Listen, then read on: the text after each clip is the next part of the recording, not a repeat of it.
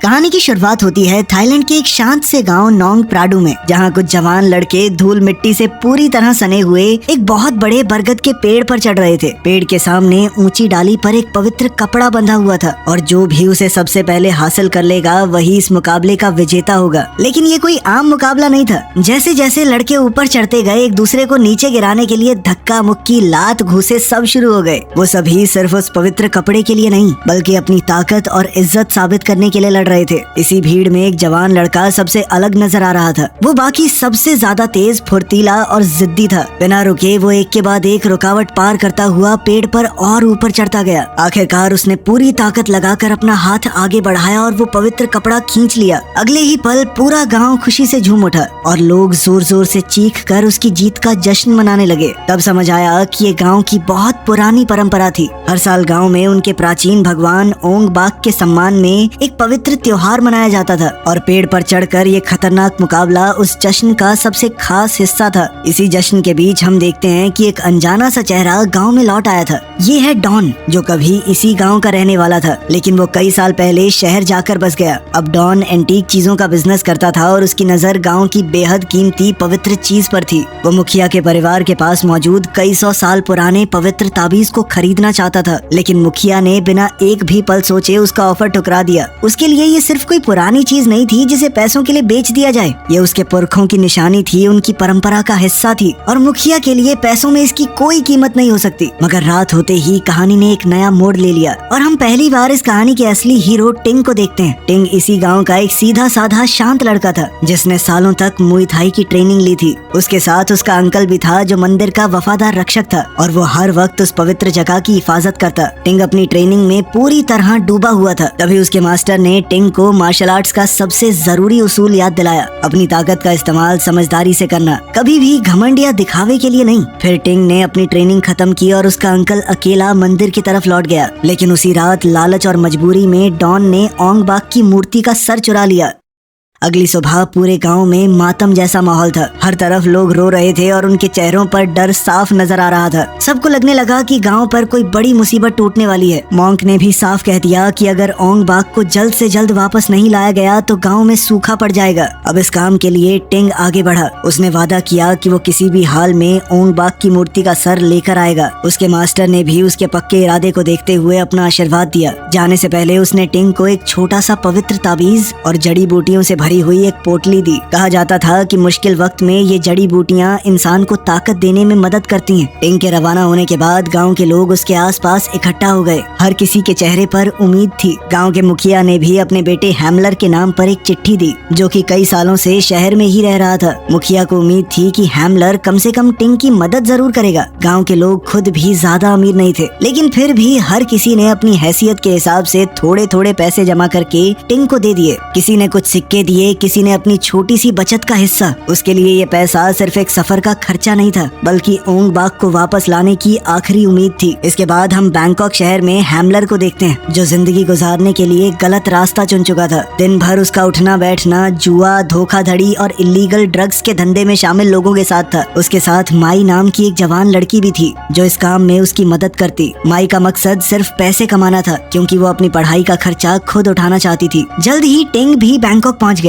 अपने पास सिर्फ गांव के मुखिया का दिया हुआ एड्रेस लेकर वो सीधा हैमलर को ढूंढने निकल पड़ा। काफी मुश्किलों के बाद आखिरकार उसकी मुलाकात हैमलर से हो ही गई, लेकिन हैमलर ने टिंग को पहचाना ही नहीं। उसने उसे अपने घर में रखने से साफ मना कर दिया। टिंग के पास शहर में ना तो कोई और ठिकाना था और ना ही किसी और का सहारा। लेकिन तभी हैमलर की नजर टिंग के पास रखे पैसों पर पड़ गई। जैसे उसने देखा कि टिंग के पास तो काफी पैसा है, उसके दिमाग में एक लालच भरा प्लान आ गया। उसने अपना फैसला बदला और टिंग को अपने किराए के घर में रुकने का ऑफर दिया। टिंग को लगने लगा कि शायद इस शहर में मुझे अपना कोई मिल गया है, लेकिन वो कहाँ जानता था कि हैमलर के दिमाग में तो कुछ और ही चल रहा है। कुछ देर बाद जब टिंग नहाने की तैयारी कर रहा था, हैमलर ने मौका देखकर चुपके से उसका सारा पैसा चुरा लिया। वही पैसा जो गांव वालों ने भरोसा करके टिंग को दिया था। टिंग को बिना बताए वो सीधा एक अंडरग्राउंड फाइट क्लब की तरफ चला गया। यहाँ रिंग में होने वाली लड़ाइयाँ बहुत बेरहम थी और हर मैच पर लोग सट्टा लगाते। हैमलर के पास अब टिंग का पूरा पैसा था और उसने बिना सोचे समझे सब कुछ एक एक फाइटर पर दाव पर लगा दिया। उस फाइटर का नाम अली था, लेकिन जिस जगह हैमलर जुआ खेल रहा था ये उन जगहों में से एक थी जहाँ डॉन का बॉस कॉमतुआन अक्सर आता था। वो वहाँ बैठकर फाइट्स देखता और सट्टा लगाता। इसी बीच डॉन भी वहाँ पहुँच गया। वो गाँव से चुराया हुआ ओंग बाक की मूर्ति का सर अपने साथ लाया था। उसे पूरा भरोसा था कि इस कीमती चीज के बदले में उसे बहुत पैसा मिलेगा। डॉन ने बड़े गर्व के साथ उस मूर्ति का सर कॉमतुआन के सामने पेश किया,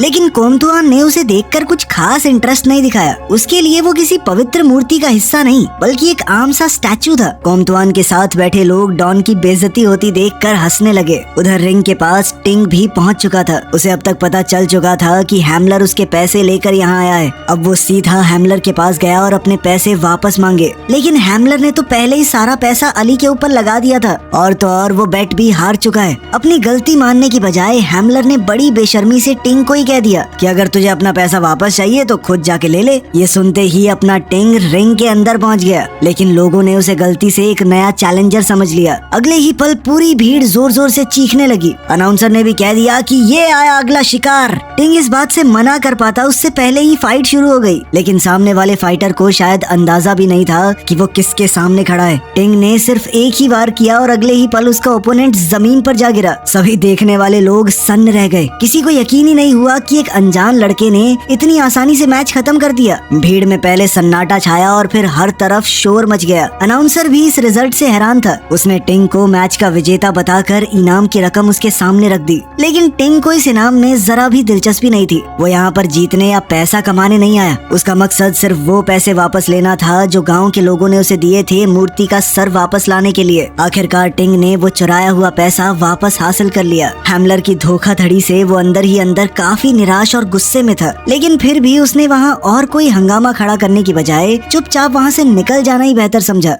उधर गांव में हालात और भी खराब होते जा रहे थे। हर तरफ सूखा पड़ चुका था। तेज धूप के नीचे खेतों की जमीन सूखकर फटने लगी थी। गांव के लोगों के चेहरों पर परेशानी साफ नजर आ रही थी। उन्हें यकीन हो गया था कि मॉन्क की कही हुई बात बिल्कुल सच है, लेकिन बैंकॉक में हैमलर को इन सब बातों से कोई फर्क नहीं था। वो एक बार फिर से आसान तरीकों से पैसा कमाने में जुट गया। इस बार वो जुआ खेलने जा पहुंचा। इस जगह का मालिक कोई और नहीं बल्कि हैमलर का पुराना दोस्त सुगोंग था। हैमलर के वापस आने से सुगोंग को ज्यादा हैरानी नहीं हुई, लेकिन जल्द ही वहाँ पर माए भी पहुँच गई। उन दोनों ने ये सब पहले से प्लान किया हुआ था। माए हैमलर को पूरी तरह इग्नोर करते हुए सीधा जाकर जुए की टेबल पर बैठ गई। वो बिना डरे एक के बाद एक बहुत रिस्की बेट्स लगाने लगी और हैरानी की बात ये थी कि इतना रिस्क लेने के बाद भी हर राउंड में वो जीत जाती। धीरे धीरे बाकी गैम्बलर्स को शक होने लगा कि कहीं कुछ गड़बड़ तो नहीं है। सुगोंग को भी माए का यूं लगातार जीतना बहुत अजीब लगा, लेकिन इससे पहले वो कुछ करता हैमलर ने हालात संभाल लिए। उसने तुरंत माए को वहाँ से बाहर निकाल दिया ताकि किसी को उसकी असली चाल का पता न चल सके। फिर बाहर आकर हैमलर और माए दोबारा मिले और दोनों ने मिलकर जीते हुए पैसे बांटने शुरू कर दिए। उन दोनों को लग रहा था कि उनका प्लान बिल्कुल कामयाब हो गया है और अब तो वो आराम से मजे करेंगे। लेकिन तभी अचानक पेपैंग नाम का गुंडा वहाँ आ गया। हैमलर पहले एक बार उसे ठग चुका था और अब उसके दिल में हैमलर के लिए पुरानी नफरत और बदले की आग भड़क रही थी। दूसरी तरफ टिंग अब भी बैंकॉक की गलियों में भटक रहा था। वो लगातार डॉन का पता लगाने की कोशिश कर रहा था। इसी तलाश के दौरान उसकी नजर हैमलर पर पड़ी जिसे लोग बुरी तरह पीट रहे थे। पहले तो टिंग ने उसकी तरफ कोई ध्यान नहीं दिया, लेकिन तभी उसकी नजर माए पर पड़ी। गुंडों ने उसे भी इस झगड़े में खींच लिया था। अब एक लड़की को मुसीबत में देखकर टिंग खुद को रोक नहीं पाया। वो तुरंत आगे बढ़ते हुए लड़ाई के बीच में कूद पड़ा, लेकिन हैमलर के लिए ये सिर्फ एक बचने का मौका नहीं था। टिंग की जबरदस्त फाइटिंग स्किल्स देखकर उसके दिमाग में तुरंत एक नया प्लान बन गया। उसे समझ आ गया था कि टिंग सिर्फ एक सीधा साधा गाँव का लड़का नहीं बल्कि एक ऐसा फाइटर है जिसका इस्तेमाल वो अपने फायदे के लिए कर सकता है। लेकिन टिंग किसी भी दूसरी चीज में पड़ने के लिए तैयार नहीं था। उसका टारगेट अपने दिमाग में क्लियर था। तभी हैमलर ने उसके सामने एक ऑफर रखा। उसने कहा कि अगर तुम चाहो तो मैं तुम्हारी मदद कर सकता हूँ ओंग बाक को ढूंढने में, लेकिन इसके बदले में टिंग को उसके लिए अंडरग्राउंड फाइट्स में हिस्सा लेना होगा जहाँ लड़कर वो उसके लिए पैसा कमाएगा। लेकिन टिंग तुरंत समझ गया कि हैमलर उसकी मजबूरी का फायदा उठाना चाहता है। वो किसी के लिए लड़के यहाँ पैसे कमाने नहीं आया। उसने हैमलर को साफ मना कर दिया। लेकिन कुछ ही देर बाद पेपैंग दोबारा वहाँ आ धमका, लेकिन इस बार वो अकेला नहीं था। उसके साथ पूरी गैंग थी और तो और सुगोंग भी उनके साथ था। हैमलर ने जैसे ही देखा कि मेरे तो सारे दुश्मन इकट्ठा होके यहाँ पहुँच गए हैं तो उसके तो होश ही उड़ गए। उसे पता पता था कि इन सब ने एक एक थप्पड़ भी मारा ना तो भी मर जाऊंगा, इसलिए हैमलर और मिया तुरंत अपनी जान बचाकर भागने लगे। मजबूरी में टिंग को भी उनके साथ ही वहाँ से भागना पड़ा। गुंडे फुल स्पीड में उनके पीछे दौड़ रहे थे और हर तरफ अफरा तफरी मच गई थी। सालों की मार्शल आर्ट्स ट्रेनिंग ने टिंग के जिस्म को इतना फुर्तीला बना दिया था कि वो भागते वक्त भी हर रुकावट को बड़ी आसानी से पार कर जाता। वो अपने अतरंगी तरीके से हर मुश्किल को पार करता जा रहा था। लेकिन जब हैमलर और मिया मुश्किल में फंसने लगे तो टिंग ने बिना सोचे उनकी भी मदद की। आखिरकार वो लोग गुंडों को चकमा देने में कामयाब हो गए।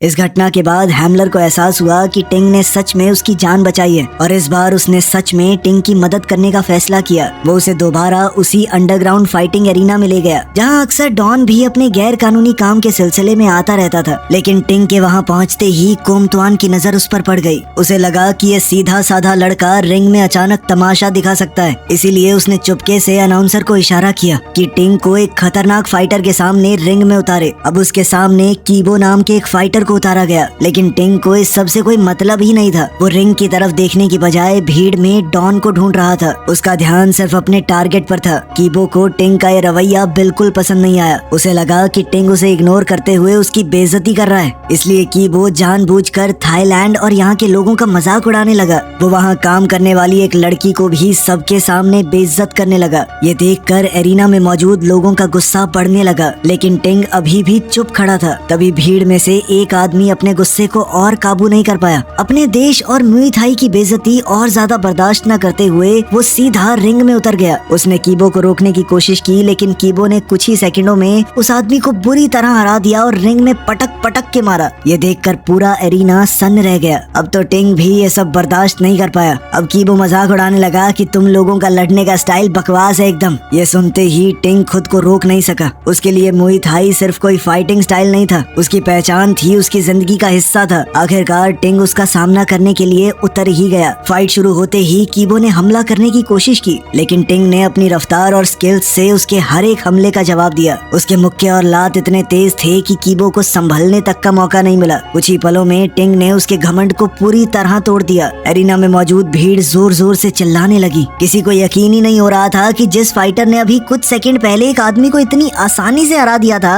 वो टिंग के सामने बिल्कुल बेबस नजर आ रहा था। लेकिन टिंग को इस सब में कोई इंटरेस्ट नहीं था। वो जल्दी से रिंग से निकला और दोबारा डॉन को ढूंढने लगा। तभी अचानक एक जापानी फाइटर रिंग में कूद पड़ा। उसने टिंग को तुरंत एक और फाइट के लिए चैलेंज कर दिया। टिंग ने उसकी तरफ देखा भी नहीं, वो बिना किसी दिलचस्पी के वहाँ से निकलने लगा। लेकिन कोमतुआन के आदमियों ने उसका रास्ता रोक लिया। अब टिंग के पास चॉइस नहीं थी, उसे मुकाबला लड़ना ही पड़ेगा। लेकिन इस बार टिंग के लिए मुकाबला इतना आसान नहीं था। जापानीज फाइटर की रफ्तार और जोरदार हमलों ने उसे बुरी तरह प्रेशर में डाल दिया। अब टिंग लगातार अपना बचाव कर रहा था। एक पल के लिए ऐसा लगने लगा कि शायद इस बार उसकी ट्रेनिंग काम नहीं आएगी, लेकिन टिंग ने अपना ध्यान भटकने नहीं दिया। धीरे धीरे उसने मुकाबले में पकड़ बनाई और आखिरकार एक बार फिर से अपने ओपोनेंट को हरा दिया। लेकिन उसे तो जीत की खुशी मनाने का मौका भी नहीं मिला। अचानक एक तीसरा चैलेंजर रिंग में आ गया और ये फाइटर बाकी दोनों से बिल्कुल अलग था। वो बेहद ताकतवर था, गुस्से से भरे हुए जंगली अंदाज में लड़ रहा था। वो सिर्फ टिंग पर हमला करने की बजाय पूरे एरिना को ही तबाह करने में लगा हुआ था। कभी वो टेबल तोड़ता, कभी कुर्सियां उठाकर फेंक देता और जो भी चीज उसके रास्ते में आती वो उसे तोड़कर आगे बढ़ता रहा। टिंग के लिए ये मुकाबला पहले से कहीं ज्यादा मुश्किल था। अब उस फाइटर के भारी वार टिंग को बार बार पीछे धकेल रहे थे। आखिरकार एक जबरदस्त हमले के बाद टिंग जमीन पर गिर गया। दर्द के बावजूद उसने धीरे धीरे खुद को संभाला और फिर से अपने पैरों पर उठ खड़ा हुआ। अब टिंग के अंदर भी गुस्सा भर चुका था। उसने अपनी सारी ताकत लगाकर पलटवार शुरू किया। एक के बाद एक तेज और जबरदस्त वार करते हुए उसने उस फाइटर को पीछे धकेलना शुरू कर दिया। आखिरकार टिंग की हिम्मत और स्किल के सामने वो जंगली फाइटर भी टिक नहीं पाया और उसे हार का सामना करना पड़ा। लेकिन हारते ही उसका गुस्सा और भड़क गया। उसने अचानक से वहाँ मौजूद माए को पकड़ लिया और उसे बंदी बनाकर अपने साथ ऊपर की तरफ घसीटने लगा। माए खुद को छुड़ाने की पूरी कोशिश कर रही थी, लेकिन वो आदमी उसे छोड़ ही नहीं रहा था। ये देखते ही टिंग भी उसके पीछे दौड़ पड़ा। पीछा करते करते मुकाबला कोमतुआन के प्राइवेट कमरे तक पहुँच गया। कोमतुआन पहले ही अपने फाइटर की हार से बुरी तरह गुस्से में था।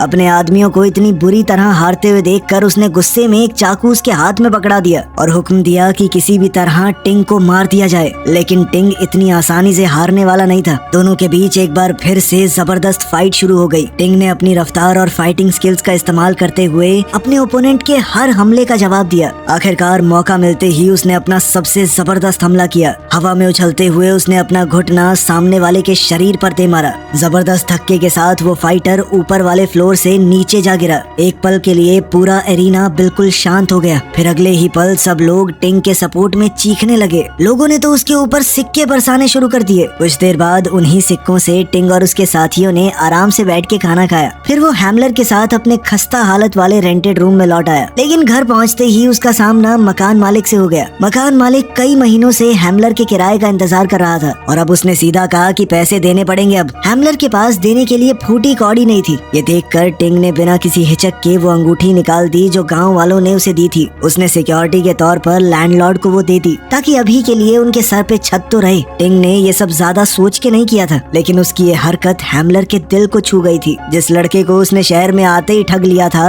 वही इंसान बिना किसी चालाकी के उसकी मदद कर रहा है। उस रात जब टिंग सो गया, हैमलर ने एक बार फिर से गांव के मुखिया का दिया हुआ खत पढ़ा। उस खत में उसके पिता का भरोसा और गांव के लोगों की उम्मीद छुपी थी। हैमलर को पहली बार अपनी हरकतों पर शर्म महसूस हुई। उसने फैसला कर लिया कि जब तक मूर्ति का सर नहीं मिल जाता वो रुकेगा नहीं।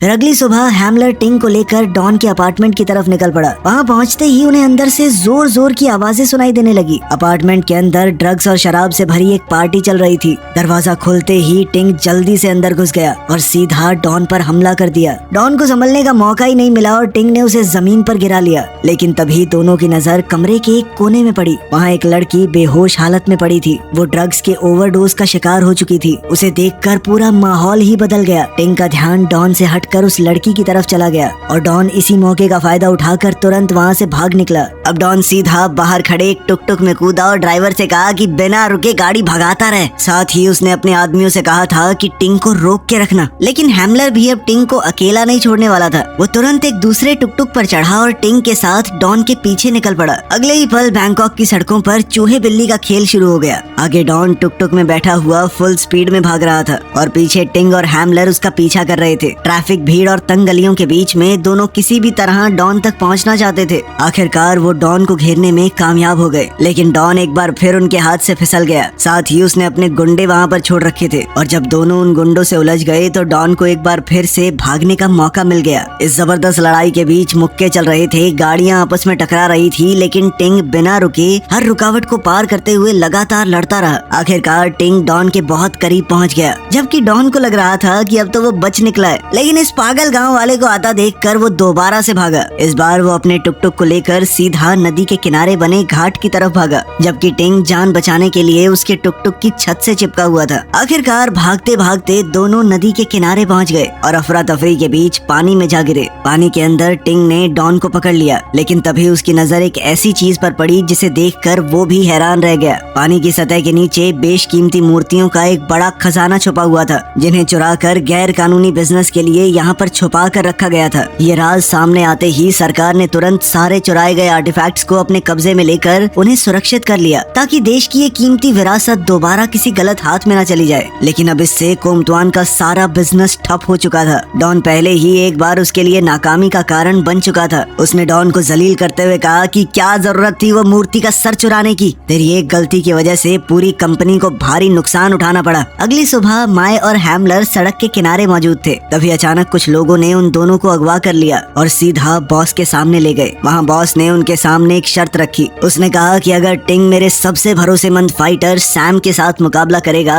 तो ओंग बाग की मूर्ति का सर वापस कर दिया जाएगा। ये सुनकर टिंग बिना किसी हिचकिचाहट के मान गया, क्योंकि वो ओंग बाग को किसी भी कीमत पर अपने गाँव ले जाना चाहता था और इसी इरादे के साथ वो एरिना में उतर गया। दूसरी तरफ सैम ने पहले ही अपने लिए एक खास इंजेक्शन का इंतजाम कर रखा था, जिसकी वजह से उसे दर्द का कोई एहसास ही नहीं हो रहा था। मुकाबला शुरू हुआ। टिंग ने एक के बाद एक मुक्के और लातों की बौछार कर दी, लेकिन सैम पर उसका कोई असर ही नहीं हुआ। फिर सैम ने पलटकर जबरदस्त जवाबी हमला किया। उसके हर वार में इतनी ताकत थी कि टिंग बार बार जमीन पर गिरता गया। सैम लगातार उस पर हमला करता रहा। टिंग के पास अब खुद को बचाने तक की ताकत नहीं बची। आखिरकार टिंग को इस मुकाबले में हार का सामना करना पड़ा। हारने के बाद बॉस के आदमी टिंग को उठाकर एक सुनसान गैस स्टेशन पर ले गए। वहाँ बॉस ने अपना असली रंग दिखा दिया। उसने कहा कि वो मूर्ति का सर तो मैं वापस नहीं कर सकता। सरकार ने मेरी काफी सारी प्रॉपर्टी और पैसा जब्त कर लिया है। पहले ही बहुत नुकसान हो गया ना मुझे, अब ओंग बाग का सर भी वापस करूंगा और नुकसान होगा। इतना कहकर बॉस वहाँ से निकलने लगा और अपने आदमियों से कहा कि इसे खत्म कर दो। लेकिन इससे पहले वो टिंग को कुछ कर पाते, टिंग दोबारा खड़ा हो गया। उसने अपने मुई थाई की ट्रेनिंग का पूरा फायदा उठाया और एक एक करके उन सभी आदमियों को हरा दिया। उधर हैमलर को पता चला कि ओंग बाग के सर को कहीं पर छुपा कर रखा गया है। गाँव वालों की उम्मीद और उनकी परेशानी अब उसके दिल में भी घर कर गई थी। आखिरकार टिंग और हैमलर मिलकर बॉस के ठिकाने की तरफ निकल गए। बॉस का अड्डा एक सुनसान गुफा के अंदर था और दोनों वहां पहुंचकर ओंग बाग को वापस लेने के लिए आखिरी मुकाबले के लिए तैयार हो गए। अड्डे के एंट्रेंस पर ही टिंग ने गार्ड्स की पूरी भीड़ पर हमला कर दिया। उसके मुक्के और घुटने इतनी तेजी से चल रहे थे मानो वो किसी हथियार की तरह उनका इस्तेमाल कर रहा हो। एक एक करके वो गार्ड्स को गिराता हुआ अंदर भागता गया। आखिरकार अंदर पहुंचकर टिंग का सामना एक बार फिर बॉस से हुआ। लेकिन इस बार टिंग को सबसे ज्यादा हैरानी बॉस को देखकर नहीं हुई। उसकी नजर एक बहुत बड़ी बुद्धा की मूर्ति पर पड़ी जिसे अंदर काटा जा रहा था। दरअसल वो लोग उस मूर्ति को टुकड़ों में काटकर स्मगलिंग करने की कोशिश कर रहे थे। ये देखते ही टिंग का गुस्सा 7वें आसमान पर पहुंच गया। लेकिन वो जैसे ही आगे बढ़ा, हर तरफ से गुंडे उस पर टूट पड़े। टिंग अकेला था और दुश्मनों की गिनती बहुत ज्यादा, इसीलिए वो बुरी तरह घिर गया, पर फिर भी लगातार लड़ता रहा। लेकिन इतने सारे लोगों के बीच में खुद को बचाना बहुत मुश्किल हो रहा था उसके लिए। तभी बिल्कुल ऐन मौके पर हैमलर वहाँ पहुँच गया और टिंग की मदद करने लगा। लेकिन इसी दौरान एक गुंडे ने पूरी ताकत से हैमलर के हाथ पर वार कर दिया। वार इतना जबरदस्त था कि उसकी बाजू वहीं टूट गई। अपने दोस्त पर हुए हमले से टिंग और ज्यादा गुस्से में आ गया। अब टिंग ने पूरी ताकत लगा दी और एक एक करके सभी गुंडों को धूल चटा दी। लेकिन इन सब के बीच में उसका आखिरी मुकाबला एक बार फिर सैम से होने वाला था। इस बार टिंग पहले से ज्यादा तैयार था। फाइट में उतरने से पहले उसने अपने मास्टर की दी हुई वो जड़ी बूटी खा ली। ये एक खास टॉनिक था जो इंसान को कहीं ज्यादा ताकतवर बना देता। वो दवाई लेते ही उसके शरीर में अलग ही ताकत दौड़ने लगी। वो पहले से ज्यादा तेज हो गया और उसके मुक्के और लात में भी पहले से ज्यादा ताकत आ गई। लेकिन लड़ाई अभी खत्म नहीं हुई। गुफा के अंदर कुछ लोग अब भी उस बड़ी बुद्धा की मूर्ति को काट रहे थे। टिंग ने उनकी तरफ छलांग लगाई और उनकी मशीन्स को तोड़ते हुए पूरे क्रू को वहाँ से भगा दिया। तभी सैम ने एक और इंजेक्शन लिया और इस बार तो वो पहले से भी ज्यादा खतरनाक और बेरहम हो गया। वो किसी जानवर की तरह टिंग पर टूट पड़ा और लगातार जबरदस्त वार करने लगा। एक के बाद एक हो रहे जबरदस्त हमले की वजह से टिंग जमीन पर जा गिरा। लेकिन उसने हार नहीं मानी। उसने अपनी बची हुई ताकत को इकट्ठा किया और एक बार फिर से उठ खड़ा हुआ। फिर उसने अपनी पूरी ताकत लगाकर अपना सबसे जबरदस्त हमला किया। उसने हवा में कूदते हुए अपने घुटने से हमला किया। ये वार इतना ताकतवर था कि सैम उसके सामने टिक नहीं पाया। उधर बॉस अपने प्लान की नाकामी से पहले ही गुस्से में था। अब उसने अपना गुस्सा ओंग बाग मूर्ति के सर पर निकालने का फैसला किया और वो उसे बर्बाद करने की कोशिश करने लगा। लेकिन आखिरी पल में हैमलर मूर्ति को बचाने के लिए खुद उसके सामने आ गया। तभी ऐसा लगा मानो किस्मत ने बीच में आके सब कुछ बदल दिया हो। बुद्धा की वो बड़ी सी मूर्ति अपना संतुलन खो बैठी और जोर से नीचे गिरने लगी। हैमलर अब बुरी तरह जख्मी होकर जमीन पर पड़ा था और उसके शरीर से खून बह रहा था। माए तुरंत भागकर उसके पास पहुंची और उसे देखकर रोने लगी। अपनी जिंदगी के आखिरी पलों में हैमलर ने माए को तसल्ली देने की कोशिश की। फिर उसने टिंग से कहा कि भाई मेरी आखिरी बात मानेगा। मेरे पापा को ये बात जरूर बता देना कि मैंने अपनी जिंदगी में चाहे कितनी ही लापरवाही की हो, लेकिन मैं दिल से उन्हें हमेशा प्यार करता था। आखिरकार टिंग ओंग बाग के सर को लेकर गाँव वापस लौट आया। जैसे ही वो गांव पहुंचा, पूरा गांव उसके स्वागत के लिए इकट्ठा हो गया। लोगों की आंखों में खुशी के आंसू थे, लेकिन इस खुशी के बीच में गहरा दर्द भी था। गांव का मुखिया अपने बेटे हैमलर की मौत का गम मना रहा था, लेकिन साथ ही उसे अपने बेटे पर गर्व भी था।